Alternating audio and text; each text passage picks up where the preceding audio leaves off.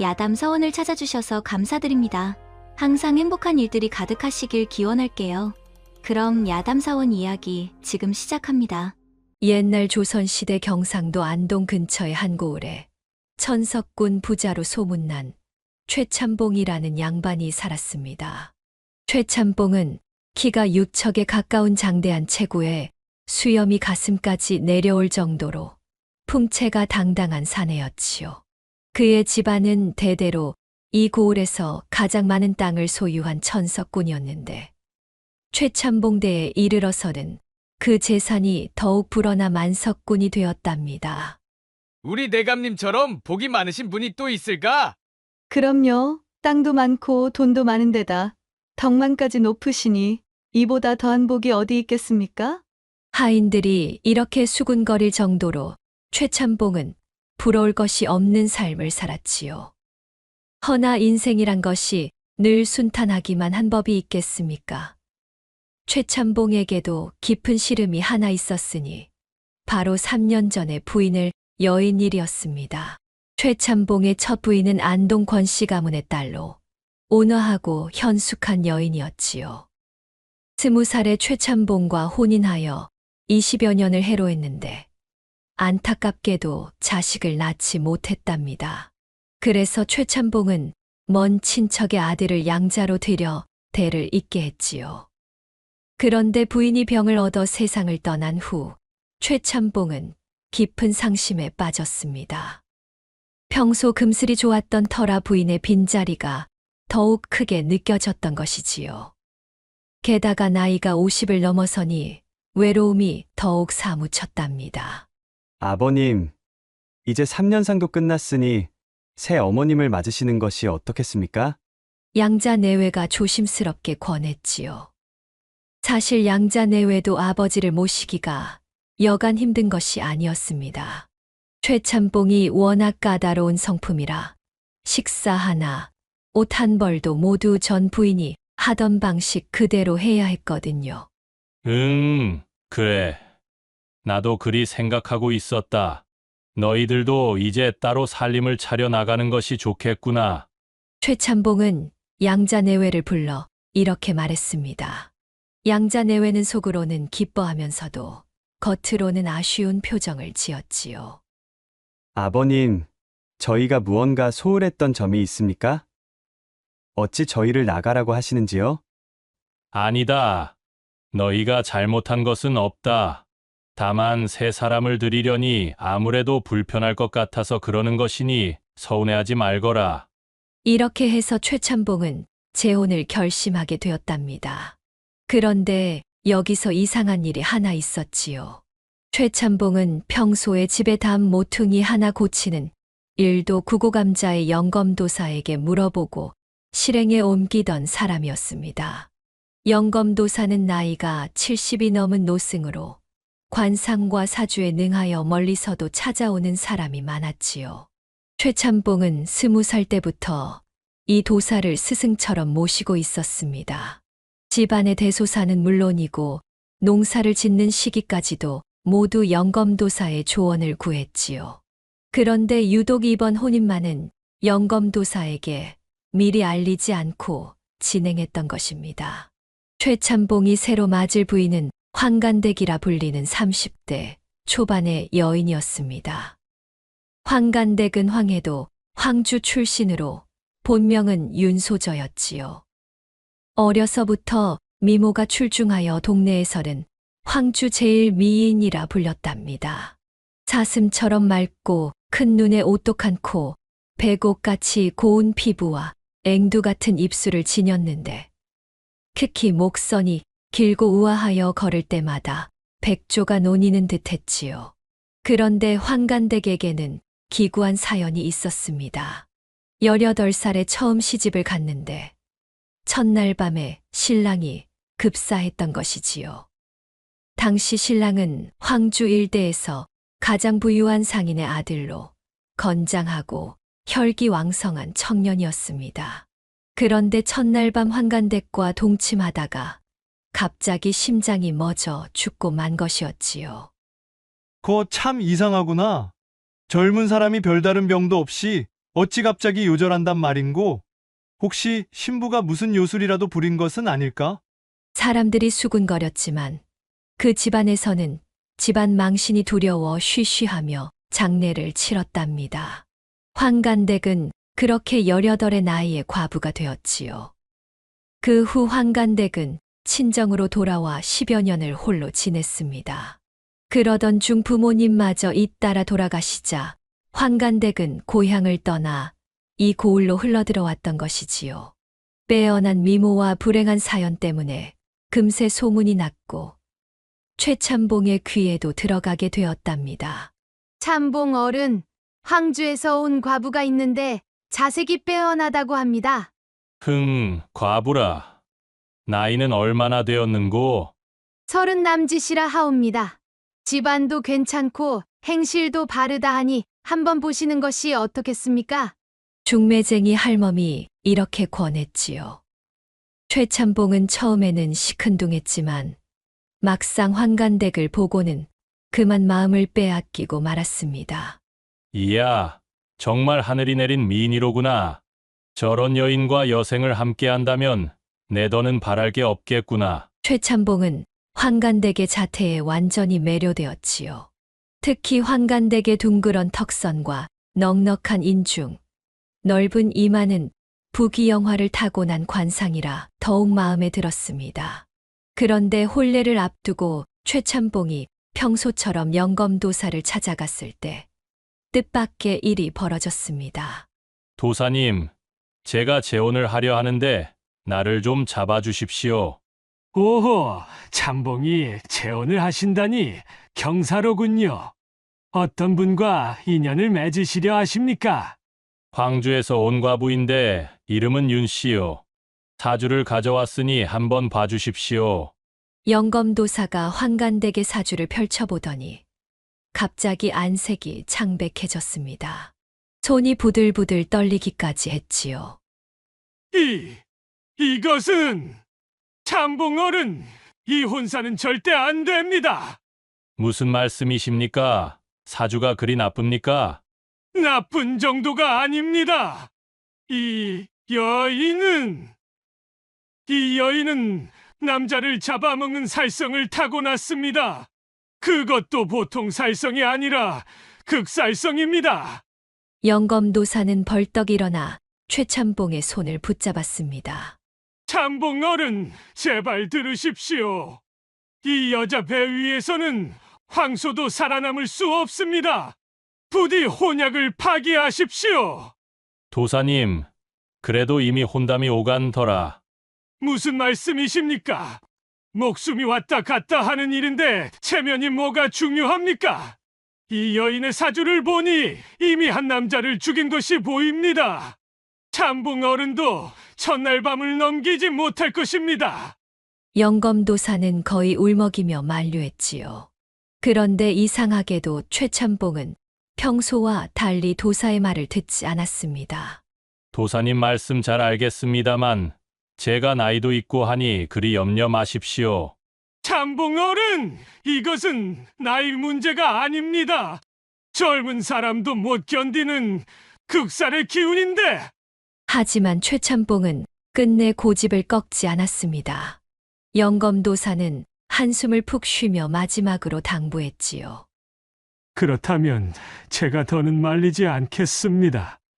다만 첫날 밤에는 절대로 그 여인의 배 위로 올라가서는 안 됩니다. 명심하십시오. 최참봉은 고개만 끄덕이고는 암자를 나왔습니다. 사실 최참봉도 영검도사의 말이 걱정되지 않은 것은 아니었지요.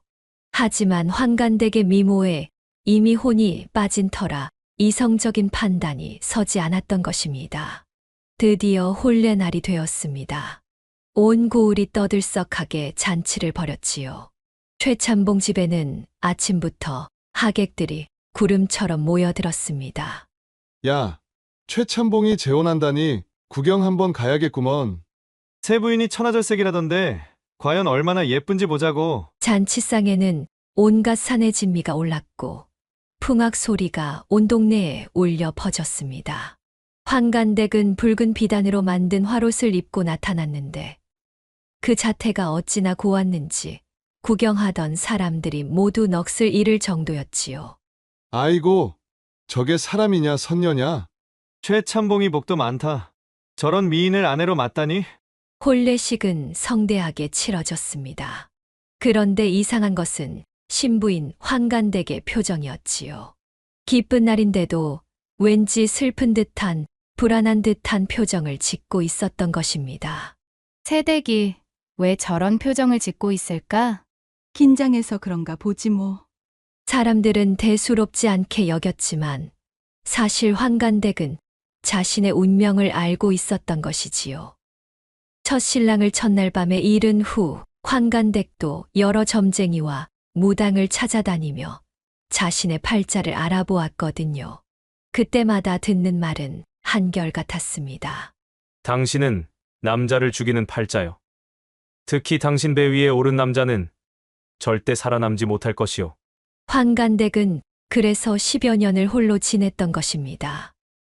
그런데 최참봉이 간곡하게 청혼하자 외로움에 지친 환관댁은 혹시나 하는 마음에 승낙했던 것이지요.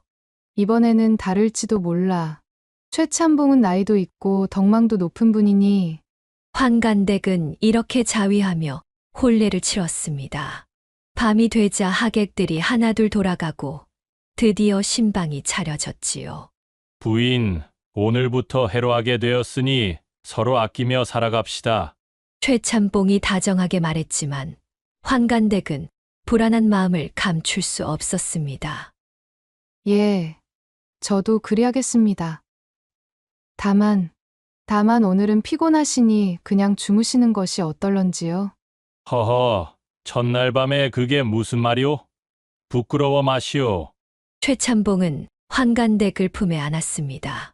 최참봉은 영검도사의 경고를 기억하고 필사적으로 환관댁의 아래에 있으려 했지요. 하지만 흥분이 고조되자 결국 최참봉은 기어이 환관댁의 배 위로 올라갔습니다. 그리고 비극이 일어났습니다. 가슴이. 최참봉이 갑자기 가슴을 부여잡고 신음했습니다. 얼굴이 파랗게 질리더니 그대로 환관댁의 배 위에서 숨이 끊어지고 말았지요.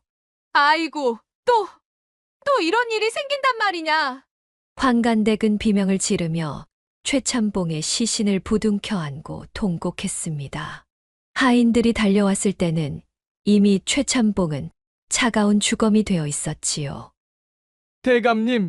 대감님이 어찌하여? 의원을 불러라! 빨리 의원을 불러! 온 집안이 발칵 뒤집혔습니다.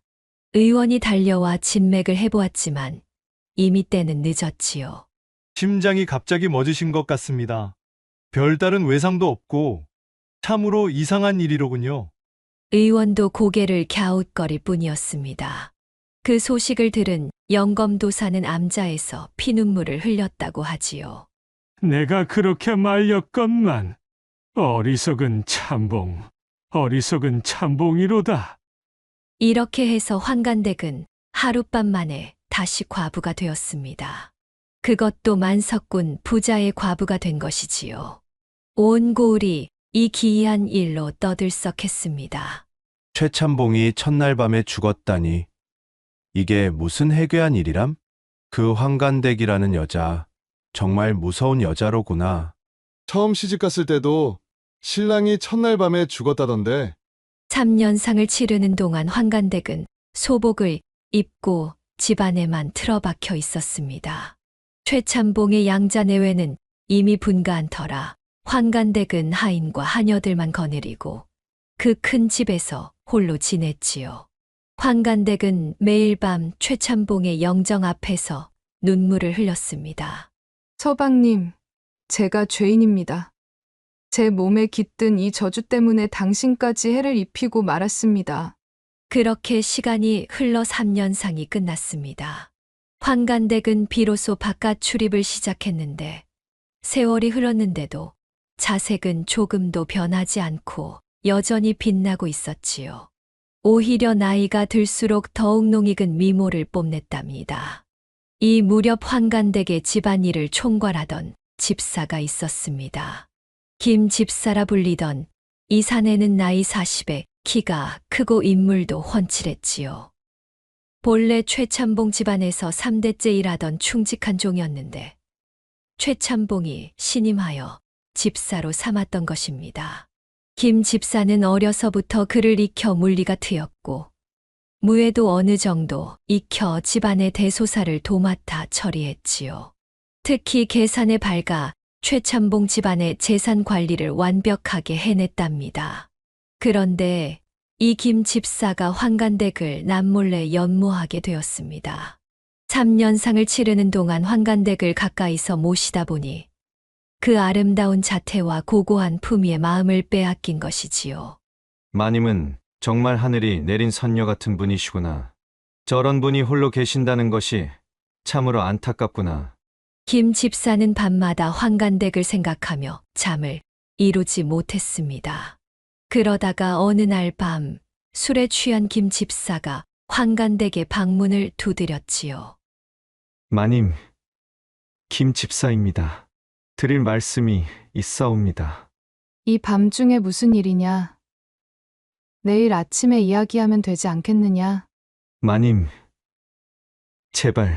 제발 문을 열어주십시오. 꼭 드릴 말씀이 있습니다. 환관댁이 마지못해 문을 열자 김 집사가 비틀거리며 들어왔습니다. 술 냄새가 진동했지요. 무슨 일이기에 이렇게 만취해서 찾아왔느냐? 마님을 사모합니다. 이 몸이 비록 천한 신분이지만 마님을 향한 마음만은. 무슨 망발이냐? 당장 나가거라. 환관댁이 호통을 쳤지만 김 집사는 물러서지 않았습니다. 마님도 외로우실 텐데 제가 옆에서 모시겠습니다. 마님의 한을 풀어드리겠습니다. 안 된다. 너도 죽고 싶으냐? 내가 어떤 여자인지 모르느냐? 환관댁은 필사적으로 김 집사를 밀어냈지만 김 집사는 환관댁을 껴안고 놓아주지 않았습니다. 죽어도 좋습니다. 마님과 하룻밤만이라도.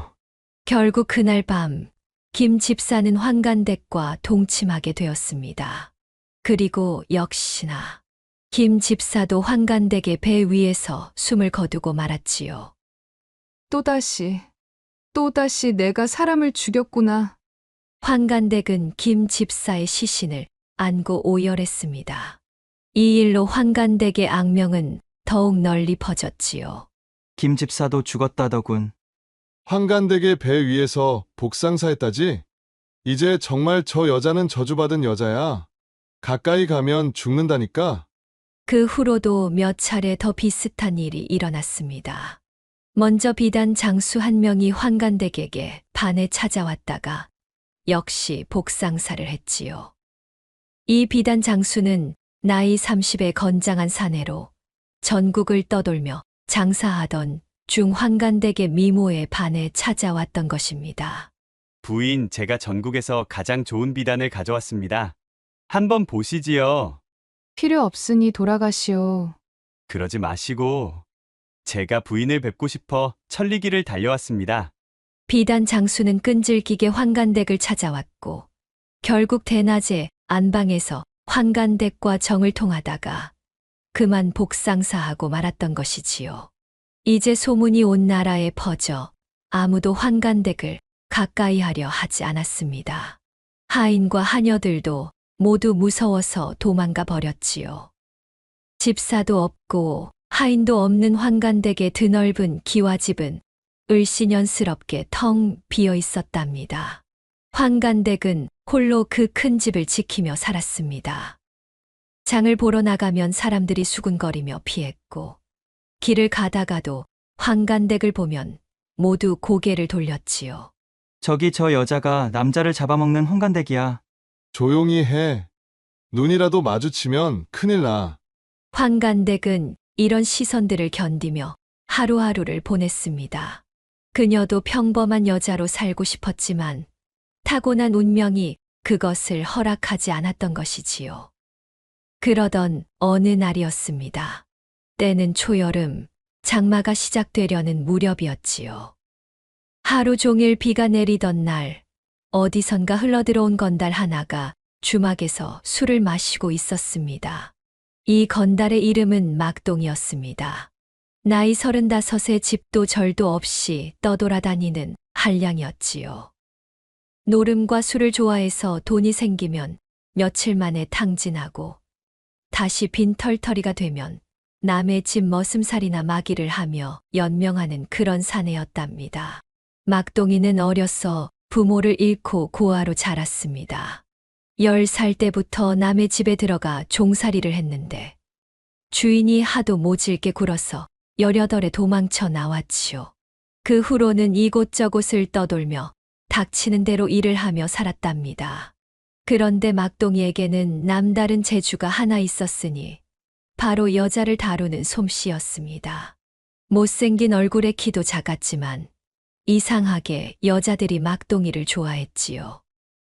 아마도 불쌍한 사연 때문에 동정심이 생기는 것인지 아니면 막동이의 능숙한 화술 때문인지는 몰라도 여하튼 막동이는 가는 곳마다 여자를 울렸답니다. 여보게, 자네 혹시 환간댁이라고 아는가? 주막에서 술을 마시던 막동이가 옆자리 사내에게 물었습니다. 환간댁. 아, 그 남자 잡아먹는 과부 말인가? 그래, 맞네. 어디 사는지 아나? 북쪽 언덕 위에 큰 기와집이 보이지. 거기가 환간댁 집이라네. 그런데 왜 묻나? 별것 아니고. 그저 궁금해서. 막동이는 술잔을 비우고 일어났습니다. 사실 막동이는 환간댁의 소문을 듣고 일부러 이 고을까지 찾아온 것이었지요. 남자를 잡아먹는다는 절세미인, 그것도 부자 과부라니 막동이의 호기심을 자극하기에 충분했던 것입니다. 어디 한번 가보자. 정말 그렇게 무서운 여자인지. 막동이는 비틀거리며 환간댁의 집으로 향했습니다. 빗줄기가 굵어지는 가운데 막동이는 환간댁의 대문을 두드렸지요. 계십니까? 길 가던 나그네인데 비를 좀 피하고자 합니다. 한참을 두드려도 대답이 없었습니다. 막동이는 담장을 넘어 들어갔지요. 넓은 마당에는 잡초가 무성했고 집안은 쥐 죽은 듯 고요했습니다. 주인 없소? 아무도 없소? 막동이가 이리저리 돌아다니다가 안채의 불빛이 새어 나오는 것을 보았습니다. 막동이는 그쪽으로 다가가 문을 두드렸지요. 누구시오? 안에서 여인의 목소리가 들렸습니다. 환간댁이었지요. 저는 지나가던 나그네인데 비를 피하려고 왔습니다. 잠시만 처마 밑에서 쉬어가도 되겠습니까? 안 됩니다. 어서 가시오. 부인, 제발 부탁드립니다. 밖에 비가 너무 많이 와서. 환간댁은 한참 망설이다가 문을 열었습니다. 그리고 막동이의 행색을 보더니 놀란 표정을 지었지요. 당신은 건달이로군요. 예, 맞습니다. 하지만 나쁜 사람은 아닙니다. 막동이는 허우대가 멀쩡하고 제법 말도 번지르르하게 했습니다. 환간댁은 불안한 표정으로 말했지요. 그럼 저기 행랑채에서 비를 피하다가 그치면 가시오. 부인, 실은 제가 부인의 한을 풀어드리려고 왔습니다. 막동이가 갑자기 이런 말을 하자 환간댁의 얼굴이 창백해졌습니다. 무슨 소리를 하는 거요? 당장 나가시오. 부인의 사연을 다 들었습니다. 남자들이 부인의 배 위에서 죽는다고요? 하지만 저는 죽지 않을 자신이 있습니다. 미쳤구나. 목숨이 아깝지 않은가? 환간댁은 필사적으로 막동이를 내쫓으려 했지만 막동이는 막무가내였습니다. 부인, 저는 어차피 버려진 목숨입니다. 집도 절도 없이 떠도는 신세인데 죽으면 또 어떻습니까? 하지만 부인 같은 절세미인과 하룻밤을 보낼 수 있다면. 막동이는 그러면서 환간댁에게 다가갔습니다. 환간댁은 뒷걸음질 치며 울먹였지요. 제발 부탁이 오니 돌아가 주십시오. 당신도 죽고 싶지는 않을 터. 하하, 내가 죽는다 한들 뭐가 아까운 몸이겠소? 게다가 막동이는 환간댁을 안으며 귓속말로 속삭였습니다. 저는 다른 사람들과는 다릅니다. 제가 위가 아니라 아래로 가면 되지 않겠습니까? 환간댁은 깜짝 놀라 막동이를 쳐다보았습니다. 막동이의 눈빛은 진지했지요. 당신이 무슨 말을 하는지. 부인이 위에 있으면 남자가 죽는다면서요? 그럼 반대로 하면 되지 않겠습니까? 저는 처음부터 그 생각을 하고 왔습니다. 환간댁은 당황했습니다. 지금까지 그런 생각을 해본 적이 없었던 것이지요. 모든 남자들이 당연히 자신을 아래에 두려고 했고, 그래서 모두 죽었던 것입니다. 하지만 그래도 위험한 것은 마찬가지. 부인, 한번 믿어보시지요.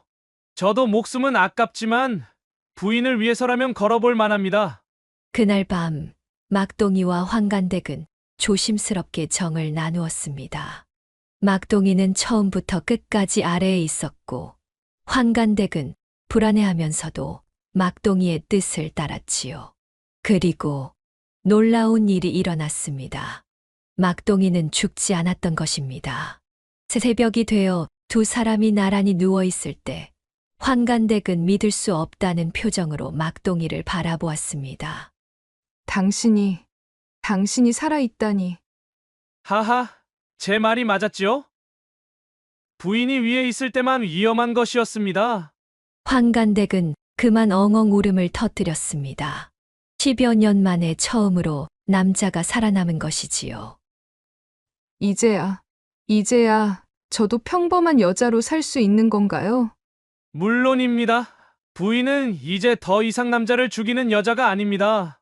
그 후로 막동이는 환간댁 집에 눌러 살게 되었습니다. 환간댁은 막동이를 하늘같이 받들었고 막동이도 환간댁을 극진히 아꼈지요. 그런데 더욱 놀라운 일이 일어났습니다. 얼마 후 환간댁이 입덧을 시작한 것이지요.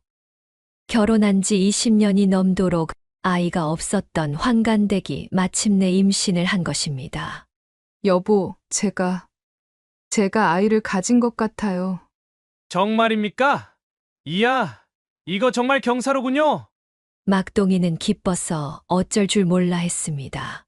사실 막동이도 평생 자식이 없었는데 늙음하게 자식을 얻게 되니 기쁘지 않을 수 없었지요.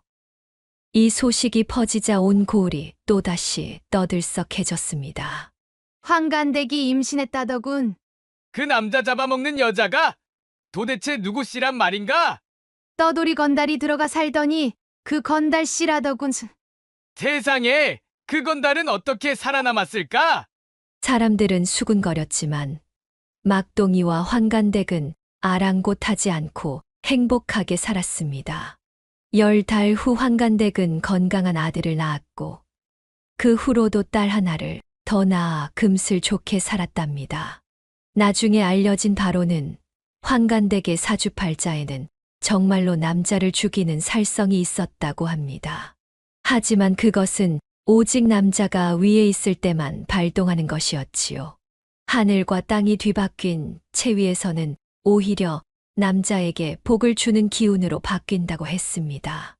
역시 하늘도 무심하지 않으시구나. 모든 화에는 그것을 풀 방법이 있는 법이지. 영검도사도 나중에 이 사실을 알고는 혀를 내둘렀다고 합니다. 이렇게 해서 환간댁은 마침내 자신의 운명을 극복하고 평범한 여자로 살 수 있게 되었습니다. 세상 일이란 참으로 묘한 것이지요. 죽음의 운명도 지혜와 용기로 극복할 수 있다는 것을 보여주는 이야기가 아니겠습니까? 막동이와 환간댁의 이야기는 후세에 전해져 많은 사람들에게 교훈을 주었답니다. 타고난 팔자도 중요하지만 그것을 어떻게 풀어가느냐가 더 중요하다는 것을 말이지요. 다음 이야기가 지금 시작됩니다. 구독과 좋아요는 큰 힘이 됩니다.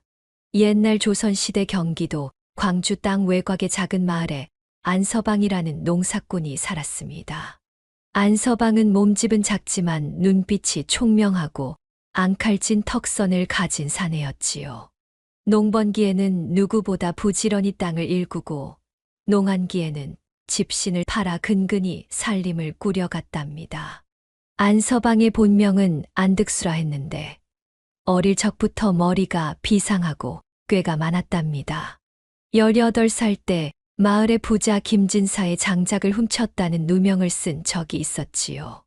마을 건달 꾀돌이가 실제로 장작을 훔쳤는데 하필 그날 밤 큰 비가 내려서 훔친 장작들이 모두 젖었던 겁니다.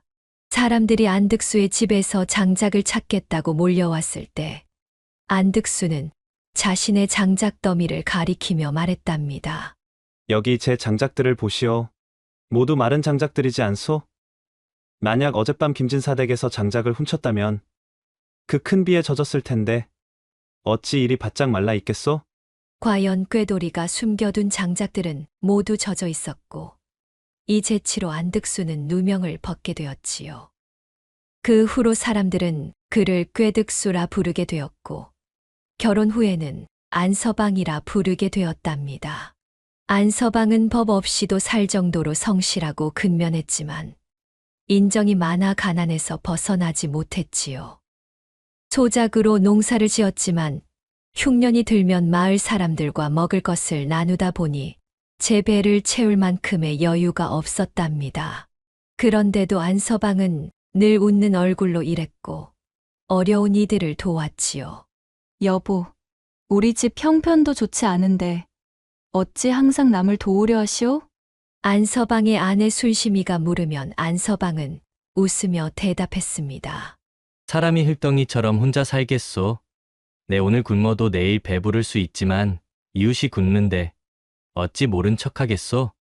안서방의 아내 순심이는 남편의 그런 인정 많은 성품을 사랑했지만 때로는 속으로 한숨을 쉬기도 했답니다. 그래도 그들은 서로를 아끼며 부족하지만 행복하게 살았지요. 그런데 어느 날 갑자기 순심이가 심한 곶불에 걸렸습니다. 며칠째 열이 떨어지지 않고 기침이 심해져 몸져 누워 있었지요. 안서방은 무척 걱정이 되었답니다. 아이고 여보, 내일이 열이 나니 어찌하면 좋겠소? 임자, 걱정 말게. 내가 장에 가서 약재라도 구해오겠소. 오늘 장날이니 약방도 나와 있을 터. 우리 형편에 무슨 약재를 산단 말이오. 내 그냥 참고 견디겠소. 그런 소리 마시게. 꿀이라도 사다가 배를 넣고 끓여주면 기운이 날 터이니 얼른 쉬고 계시오. 안서방이 아내의 이마에 손을 얹어보니 아직도 뜨거웠습니다. 이대로는 안 되겠다 싶어 장에 가서 약재를 구하기로 했지요. 이날은 마침 5일장이 서는 날이라 여러 장수들이 모여들었답니다. 안서방은 주머니를 뒤져 몇 푼 안 되는 돈을 세어보았습니다. 가진 돈은 얼마 없었지만 아내를 위해서라면 어떻게든 약을 구해야 했지요. 안서방은 아내의 기운을 북돋아주기 위해 배 3개와 꿀 1단지를 구입하기로 마음먹었답니다. 꿀배숙은 몸이 약한 사람에게 기운을 돋우는데 좋다고 했으니까요. 장터에 도착한 안서방은 신중하게 물건을 고르기 시작했습니다. 먼저 배 장수 앞에 서서 가장 탐스러운 배를 살펴보았지요. 여보시오, 배장수 양반, 이 배는 얼마요? 배 장수는 턱수염을 휘날리며 대답했습니다. 어서 오시오 손님. 아주 잘 보셨소. 올해 배가 풍년이라 과실도 좋고 가격도 좋다오. 개당 50푼만 주시오. 안서방은 그 값이 비싸다고 생각했지만 아내를 위한 것이니 아끼지 않기로 했습니다. 3개의 배를 골라 주머니에 넣었지요. 자, 이제 꿀을 구해야겠군. 안서방은 이리저리 둘러보다가 한 꿀장수를 발견했습니다.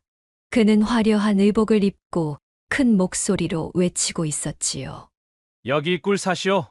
산골짜기에서 채취한 토종꿀이라오. 병에 좋고 몸에 좋은 약꿀이오. 안서방은 꿀장수 앞에 멈춰 서서 물었습니다. 여보시오, 꿀 한 단지 얼마요? 꿀장수는 눈을 반짝이며 안서방을 바라보았습니다. 그는 안서방의 소박한 차림새를 보고 쉬운 상대라 생각했는지 빙그레 웃으며 말했지요. 이 꿀은 진상품이라 그냥 꿀이 아니라 산에서 약초를 먹고 자란 벌들이 만든 약꿀이랍니다. 한 번 먹으면 병이 싹 낫는다니까요. 200푼이면 싸지요. 안서방은 꿀값이 너무 비싸다고 생각했지만 약효가 있다면 아내에게 꼭 필요하다고 생각했답니다. 그래서 한 번 맛을 보고 싶었지요. 맛을 좀 볼 수 있겠소? 꿀장수는 재빨리 대답했습니다. 아이고, 이걸 맛본다고 손가락을 담그면 어쩌시오? 이 귀한 약꿀이 더러워지면 약효가 떨어진다니까요. 이렇게 위에만 살짝 맛보면 됩니다요. 꿀장수는 나무젓가락으로 꿀 윗부분을 살짝 떠서 안서방의 입에 넣어 주었지요. 달콤한 맛이 입안에 퍼지자 안서방은 꿀의 품질에 만족했습니다. 정말 맛있어. 그럼 한 단지 주시오. 안서방은 주머니에서 돈을 꺼내 꿀장수에게 건넸습니다. 이제 먹고 싶었던 막걸리도 마실 돈이 없었지만 아내의 건강이 더 중요했기에 후회는 없었답니다. 이제 아내가 이 꿀배숙을 먹으면 병이 싹 나을 게야.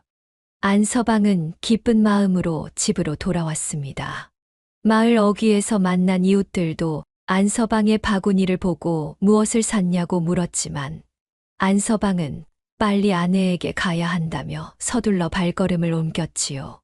여보, 나왔소. 보시오. 맛있는 배와 꿀을 사왔소. 이제 꿀배숙을 해드릴 테니 기운을 내시오. 순심이는 약한 목소리로 대답했습니다. 고맙소. 당신 참 인정이 많소. 안서방은 부엌으로 가서 배를 씻고 꿀 단지를 열었습니다. 그런데 이게 웬일입니까? 단지 위만 살짝 꿀이고 그 아래는 전부 조청이 아니겠습니까? 안서방은 눈을 비비고 다시 살펴보았지만 분명 위에만 꿀이 있고 아래는 모두 조청이었습니다. 아이고, 이런 망할 놈의 자식! 나를 속이다니! 안서방은 화가 치밀어 올랐습니다. 소중한 돈으로 산 것이 가짜 꿀이라니 이건 정말 참을 수 없는 일이었지요. 안서방은 가짜 꿀단지를 다시 싸서 당장 장터로 돌아가기로 결심했습니다. 여보, 내가 속았소. 이건 진짜 꿀이 아니라 조청이오. 장에 가서 그 사기꾼을 찾아 돈을 돌려받고 오겠소. 여보, 날이 이미 저물었소. 내일 가는 게 어떻겠소? 아니요, 지금 가야 그 사기꾼을 찾을 수 있소. 내일이면 이미 떠났을게요.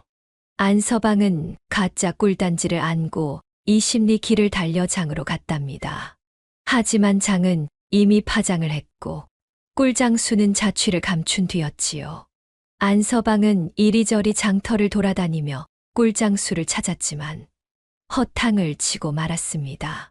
해가 완전히 저물자 안서방은 무거운 발걸음으로 집으로 돌아갈 수밖에 없었답니다. 아이고, 이를 어쩌면 좋을꼬?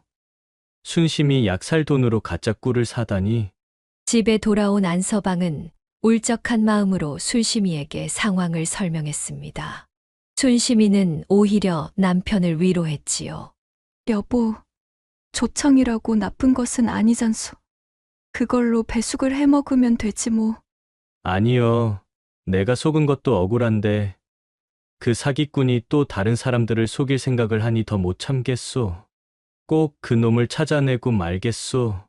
안서방은 며칠을 앓으며 분하게 지냈습니다. 불이 난 것처럼 얼굴이 달아오르고 어떻게든 그 꿀장수를 찾아 혼을 내주고 싶었지요. 그러던 중 마을 사람들에게서 5일장이 다시 열린다는 소식을 들었습니다. 이번엔 꼭 그 사기꾼을 잡고 말겠어. 다음 장날 아침 안서방은 일찍 일어나 가짜 꿀단지를 들고 다시 장으로 향했습니다. 그는 눈을 부릅뜨고 온 장터를 샅샅이 뒤졌지요. 마침내 주막 근처에서 술에 취한 채 비틀거리며 나오는 꿀장수를 발견했답니다. 저기 있구나. 드디어 찾았다. 안서방은 분노를 가라앉히며 천천히 꿀장수에게 다가갔습니다. 꿀장수는 키가 크고 덩치도 컸으며 이미 술에 취해 두 눈이 붉게 충혈되어 있었지요. 여보시오. 지난번에 당신이 판 건 가짜 꿀이오. 당장 내 돈 돌려주시오. 안서방이 가짜 꿀단지를 들고 따져 물으자 꿀장수는 술 냄새를 풍기며 우습다는 듯 안서방을 째려봤습니다. 뭐라? 나는 당신한테 꿀 판 적 없어. 저리 비켜. 아니, 분명 당신이요. 여기 증거가 있소. 위에만 꿀이고 아래는 다 조청이요. 내가 보기엔 조청이 아니라 당신 똥인 것 같은데? 썩 꺼져. 꿀장수는 거만하게 안서방을 밀쳐냈고 왜소한 안서방은 뒤로 밀려나 엉덩방아를 찧었지요. 하마터면 가짜 꿀단지마저 깨뜨릴 뻔했답니다. 이봐, 내 말 좀 들어보시오. 내 아내가 병이 들어 약 대신 이 꿀을 샀는데 당신이 속인 겁니다. 사람이 어찌 이럴 수 있소? 시끄럽다. 저리 비켜. 어디서 꿀을 조청으로 바꿔와서 생떼를 부리며 사람을 잡는 것이냐? 좋은 말로 할 때 저리 꺼져라. 계속 떼를 쓴다면 내 가만히 있지 않을 것이야. 꿀장수는 주변의 눈치를 살피며 재빨리 그 자리를 피하려 했습니다. 안서방은 뒤를 쫓아가 다시 앞길을 막았지요. 나하고 당장 사또 앞으로 갑시다. 내 증거가 있소. 이거 오늘 재수온 붙었네. 꿀장수는 이제 화가 난 듯 걸음을 멈추고 안서방을 노려보았습니다. 그러더니 갑자기 발길질을 했지요. 꿀단지가 박살이 나고 안서방도 나뒹굴었답니다. 꿀과 조청이 뒤섞여 땅에 쏟아졌고 이제 증거마저 사라져 버렸지요. 이런 망할 놈의 자식! 내 가만두지 않을 것이야! 안서방은 일어서서 주변을 살폈습니다. 장터 사람들은 모두 못 본 척 고개를 돌렸지요. 아무도 힘센 꿀장수와 다투고 싶지 않았던 겁니다. 안서방도 덩치로는 도저히 꿀장수를 당할 수 없었지만 그냥 넘어갈 수는 없었답니다. 오기가 발동한 안서방은 자리에서 일어나더니 말없이 20걸음쯤 거리를 두고 꿀장수의 뒤를 밟았습니다. 꿀장수는 계속 앞으로 걸어갔고 때때로 뒤를 돌아보았지만 안서방은 모르는 척 먼 산을 보며 그 간격을 계속 유지했지요. 저 자식이 설마 날 따라오는 게냐? 에이, 기분 탓이겠지? 너 처맞기 싫으면 쟤까지 것이 따라오겠어? 꿀장수는 자꾸 뒤를 돌아보다가도 안서방이 무관심한 척하는 모습에 안심했지요. 한참을 그렇게 따라가던 중 안서방은 앞에서 특이한 광경을 발견했습니다. 저만치서 기골이 장대한 텁석부리 사내가 그의 아내와 함께 걸어오고 있었지요. 텁석부리 사내는 키가 칠척은 좋게 되어 보였고 어깨는 문짝만 했으며 얼굴은 마치 호랑이처럼 무시무시했습니다. 그의 곁에 있는 여인은 하얀 살결에 고운 옷차림으로 분명 양가집 교수였지요. 안서방의 머릿속에 갑자기 묘한 생각이 떠올랐습니다. 저 사람을 이용하면 되겠구나. 안서방은 몸을 낮추고 빠르게 꿀장수를 앞질러 갔습니다. 그리고는 텁석부리와 그의 아내 옆으로 다가가던 중 갑자기 그 부인을 보고 큰 소리로 외쳤지요. 부인, 자색이 곱구려. 내 첩으로 들어와 팔자 한번 고쳐보지 않겠소? 내 당신 같은 미인에게 비단옷과 진주 목걸이를 사줄 테니 어서 따라오시오. 순간 장터가 얼어붙은 듯 조용해졌습니다. 여자는 깜짝 놀라 입을 못 다물었고 텁석부리 사내는 안서방의 뜻밖의 말에 어안이 벙벙해졌다가 이내 몸을 부르르 떨더니 눈에서 불을 뿜기 시작했지요. 이 빌어먹을 놈이 감히 면전에서 내 아내에게 수작질을 부린단 말이냐? 텁석부리는 솥뚜껑 같은 손으로 안서방을 덮쳤습니다. 한 대만 맞아도 반죽음이 될 것이 뻔했지요. 하지만 안서방은 몸은 왜소하지만 몸놀림이 재빨랐답니다. 그는 마치 물고기처럼 미끄러지듯 텁석부리의 소나 귀를 빠져나갔지요. 잡아봐라. 이 바보 같은 놈. 안서방은 재빨리 몸을 피한 후 냅다 뛰기 시작했고 벌겋게 달아오른 텁석부리가 뒤를 쫓았답니다. 텁석부리는 마치 들소처럼 코를 벌름거리며 안서방을 쫓아왔지요. 잡히면 경을 칠 줄 알아라. 내 놈의 두 다리를 분질러 놓을 것이야. 안서방은 주먹 다짐엔 언제나 밀리지만 달리기는 자신이 있었습니다.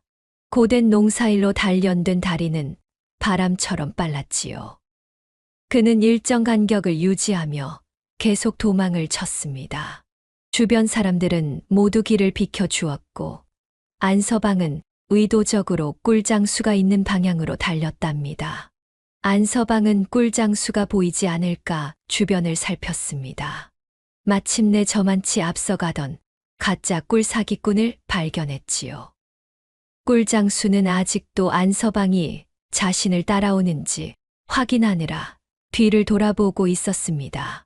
안서방은 달리는 속도를 더 높여 꿀장수 옆을 지나가며 큰 소리로 외쳤답니다. 형님도 빨리 도망가시오. 저 불안당 같은 놈이 나와 형님을 다 잡아 죽이려 한다오. 우리 빨리 도망칩시다. 그 말을 끝내고 안서방은 바람처럼 달아나 버렸습니다. 당황한 꿀장수는 뒤를 돌아보다가 맹수처럼 달려오는 텁석부리를 보고 겁에 질렸지요. 텁석부리는 갑자기 앞에 나타난 꿀장수를 보고 걸음을 멈추고 가쁜 숨을 몰아쉬었지요. 그리고는 아무 생각 없이 꿀장수의 멱살을 잡았습니다.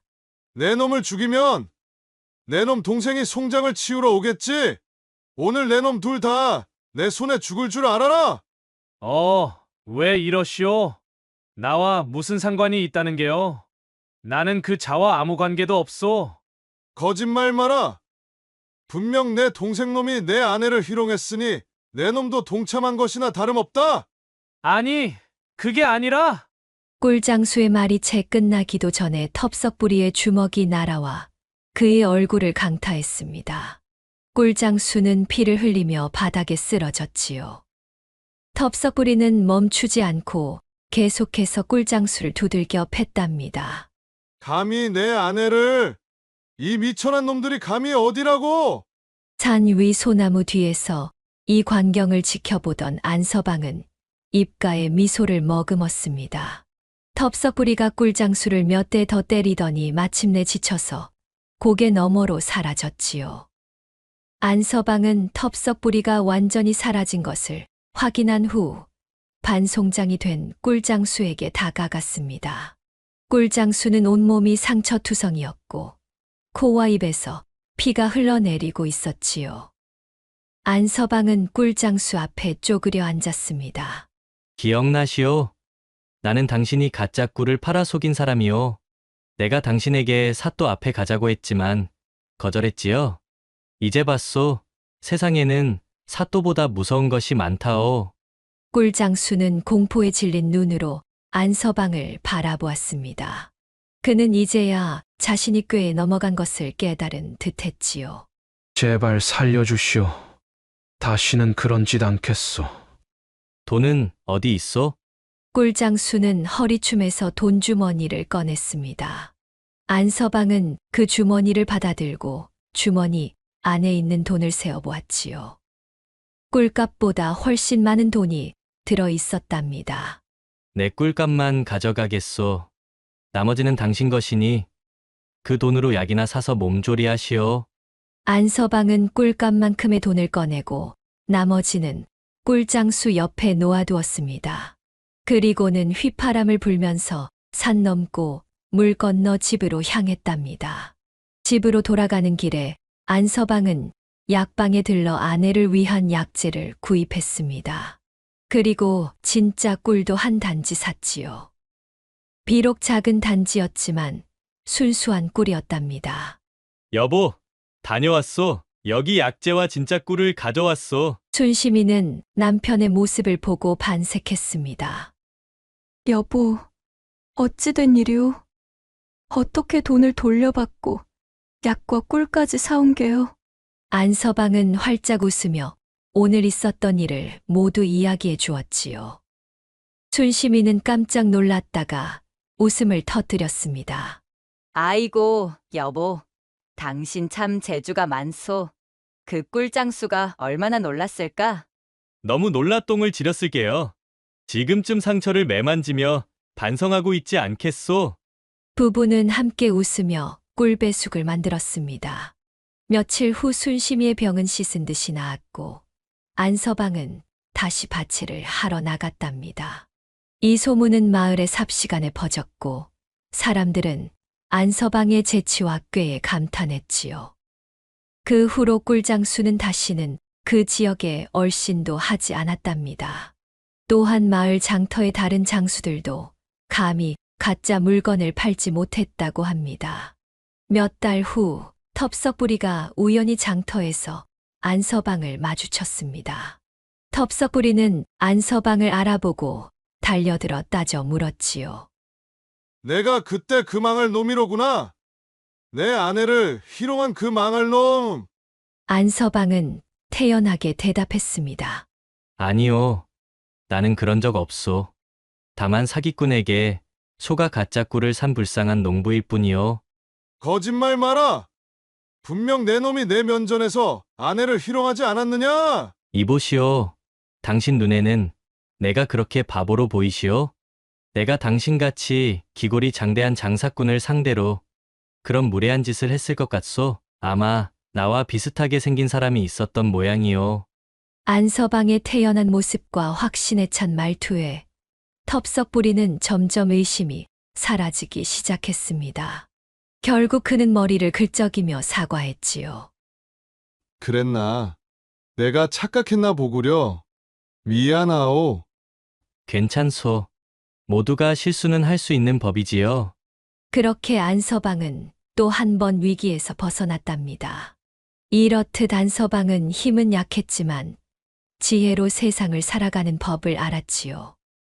세월이 흘러 안서방은 마을에서 지혜로운 어른으로 존경받게 되었습니다. 그는 자주 마을 사람들에게 조언을 해주었고 때로는 사또의 자문 역할도 했답니다.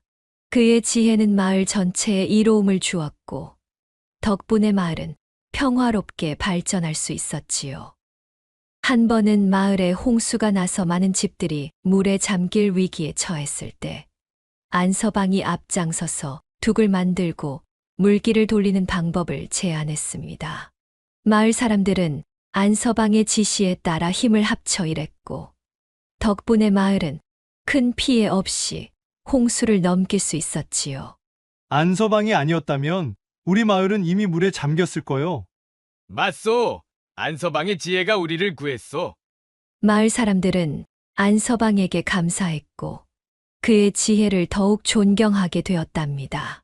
또 한 번은 마을에 도적들이 나타나 사람들을 괴롭힐 때도 있었습니다. 도적들은 10명이나 되는 무리였고 마을 사람들은 모두 겁에 질려 있었지요. 관군을 부르자니 멀고 혼자서는 도저히 당할 수 없는 상황이었답니다. 그때 안서방이 나섰습니다. 그는 마을 사람들에게 이런 계획을 제안했지요. 여러분, 우리가 힘으로는 도적들을 당할 수 없지만 꾀로는 이길 수 있습니다. 제 말을 잘 들어보시오. 안서방은 마을 사람들에게 자세한 계획을 설명했습니다. 먼저 도적들이 자주 나타나는 길목에 함정을 파고 그 위에 나무잎으로 덮어두는 것이었지요. 그리고 도적들이 마을로 오는 길에 가짜 병자를 만들어 놓고 그 병자가 도적들에게 마을에 전염병이 돌고 있다고 거짓말을 하게 하는 것이었답니다. 도적들도 전염병은 무서워할 테니 마을에 오지 않을 겁니다. 마을 사람들은 안서방의 계획대로 준비를 했습니다. 며칠 후 도적들이 나타났을 때 계획은 완벽하게 성공했지요. 도적들은 전염병 이야기를 듣고 겁에 질려 달아났고 마을은 평화를 되찾을 수 있었답니다. 역시 안서방이구먼. 이런 지혜가 어디서 나오는 게요? 별것 아니요. 다만 사람의 마음을 읽을 줄 아는 것뿐이지요. 안서방은 겸손하게 대답했지만 마을 사람들의 존경은 더욱 깊어졌답니다. 그런 안서방에게도 시련이 있었습니다. 어느 해 큰 가뭄이 들어 농사를 망치게 되었지요. 마을 전체가 굶주림에 시달렸고 안서방의 집도 예외는 아니었답니다. 여보, 이제 먹을 것이 떨어져 갑니다. 어찌하면 좋을까요? 순심이가 걱정스럽게 말했지만 안서방은 포기하지 않았습니다. 걱정 마시오. 하늘이 무너져도 솟아날 구멍은 있다고 했지 않소? 안서방은 마을 사람들과 함께 인근 산에 올라가 도토리와 칡뿌리를 캐기 시작했습니다. 그리고 이것들로 묵을 만들어 굶주림을 이겨나갔지요. 또한 그는 물고기를 잡는 새로운 방법을 고안해내어 마을 사람들에게 가르쳐 주었답니다. 이렇게 돌을 쌓아서 물길을 막으면 물고기들이 이곳에 모이게 됩니다. 그러면 쉽게 잡을 수 있지요. 안서방의 지혜 덕분에 마을 사람들은 가뭄을 무사히 견뎌낼 수 있었답니다. 나이가 들어 머리가 하얗게 센 안서방은 자주 마을 젊은이들에게 이런 말을 해주곤 했지요. 세상에는 힘센 사람보다 지혜로운 사람이 더 많은 것을 이룰 수 있다. 지혜란 것은 책으로만 배우는 것이 아니라 삶 속에서 깨닫는 것이니라. 그리고는 젊은 시절 꿀장수를 혼내준 이야기를 들려주곤 했답니다. 젊은이들은 그 이야기를 들으며 웃음을 터뜨렸고 지혜의 중요성을 배웠지요. 안서방 할아버지, 그 이야기는 정말 재미있어요. 또 다른 이야기도 있나요? 그럼 많지. 내가 젊었을 때는 그런 일들이 참 많았단다. 안서방은 그때마다 다양한 이야기를 들려주었습니다. 사기꾼을 혼내준 이야기, 도적들을 물리친 이야기, 가뭄을 극복한 이야기 등등 말이지요. 젊은이들은 그런 이야기를 통해 지혜와 용기를 배웠답니다. 어느 날 마을에 새로 부임한 젊은 사또가 안서방을 만나보고 싶다고 했습니다. 안서방의 지혜에 대한 소문을 들었기 때문이었지요. 안서방이라는 분이 계시다니 정말 뵙고 싶습니다. 사또가 안서방을 만났을 때 안서방은 소박한 농부의 모습 그대로였습니다. 하지만 그의 눈빛에는 오랜 경험에서 우러나온 지혜가 담겨 있었지요. 사또나리께서 이런 시골 농부를 찾아주시다니 황송합니다. 아닙니다. 제가 오히려 배우러 왔습니다. 백성들을 다스리는 지혜를 가르쳐 주십시오. 안서방은 사또에게 이런 조언을 해주었습니다. 사또나리, 백성을 다스리는 것은 논에 물을 대는 것과 같습니다. 물이 너무 많으면 벼가 썩고 너무 적으면 마릅니다. 적당한 때에 적당한 양의 물을 대야 벼가 잘 자라지요. 백성들도 마찬가지입니다. 너무 엄하면 원망하고 너무 관대하면 기강이 해이해집니다. 사또는 안서방의 말에 깊이 감동했습니다. 정말 훌륭한 가르침입니다. 앞으로도 자주 찾아뵙고 조언을 구하겠습니다. 그렇게 안서방은 마을의 지혜로운 어른으로서 때로는 관가의 조언자로서 많은 사람들에게 도움을 주었답니다. 안서방과 순심이는 오래오래 행복하게 살았고 그들의 자식들도 부모의 지혜를 이어받아 훌륭한 사람으로 자랐답니다. 안서방의 첫째 아들은 과거에 급제하여 관리가 되었고 둘째 아들은 장사를 해서 큰 부자가 되었지요. 하지만 그들 모두 아버지의 가르침을 잊지 않고 항상 남을 돕는 일에 앞장섰답니다. 안서방의 이야기는 마을을 넘어 인근 지역까지 전해졌고 꿀단지의 지혜라는 이름으로 오래도록 전해 내려왔지요. 사람들은 이 이야기를 들으며 웃기도 하고 때로는 교훈을 얻기도 했답니다. 훗날 안서방이 세상을 떠났을 때 마을 사람들은 모두 모여 그를 기렸습니다. 마을 사람들은 안서방의 무덤 앞에 비석을 세우고 그의 업적을 기록해 두었답니다. 그리고 해마다 그의 기일에는 마을 사람들이 모여 그를 추도하며 그의 지혜로운 이야기들을 들려주곤 했지요. 이렇듯 세상에는 힘이 센 사람보다 꾀가 많은 사람이 이기는 경우가 많다는 것을 보여주는 이야기였답니다. 힘으로는 해결할 수 없는 일도 지혜로는 해결할 수 있다는 교훈을 담고 있지요. 지혜롭게 살아가는 것, 이것이야말로 진정한 삶의 기술이 아닐까요? 우리도 안서방처럼 지혜롭게 살아간다면 어떤 어려움도 슬기롭게 헤쳐나갈 수 있을 것입니다. 하지만 안서방의 지혜는 단순히 꾀를 부리는 것이 아니었습니다. 그의 모든 행동에는 선한 의도가 담겨 있었지요. 사기꾼을 혼내준 것도 다른 사람들이 피해를 당하지 않게 하려는 마음에서였고, 마을 사람들을 도운 것도 진심 어린 사랑에서 나온 것이었답니다. 지혜는 자신만을 위해 쓰는 것이 아니라 모든 사람의 행복을 위해 쓰는 것이니라. 안서방이 자주 하던 말이었지요. 그래서 그의 지혜는 더욱 빛날 수 있었고, 많은 사람들에게 사랑받을 수 있었답니다. 우리도 살아가면서 여러 가지 어려움에 부딪힐 때가 있습니다. 그럴 때 힘만으로 해결하려 하지 말고 안서방처럼 지혜를 발휘해 보는 것은 어떨까요? 때로는 작은 꾀 하나가 큰 힘보다 더 강할 수 있으니까요.